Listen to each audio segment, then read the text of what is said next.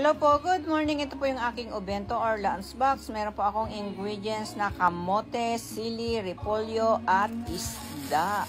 Ayan na po ang aking mga ingredients. Siwain po natin yung kamote at yung sili, pati po yung repolyo. Maghanda lang po tayo ng foil at ilagay po natin yung cut na repolyo. Lagyan po asin at paminta. Isunod po natin yung isda at yung tamanegi at butter. Lagyan po natin asin at paminta at saka po natin siya tiklopin. Ayan, steam po natin siya ng 6 minutes para maluto siya kagad. Ito na po yung sili at yung kamote.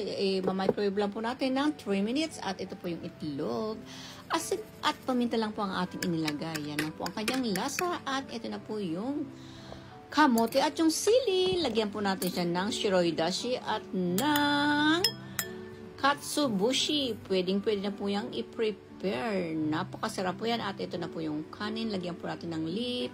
At ito na po yung isda. So, numawa na po natin siyang ilagay dyan. At lagyan din natin siya ng itlog at ng leaf. Diba? At ito yung mga niluto nating kamote. Ayan. See you next week po. At naglagay rin po ako ng kaki sa mga papasok. Yotsukite kudasai, tirashimasu, tigasina yoni, kyo mo ichinichi, gambare masyo.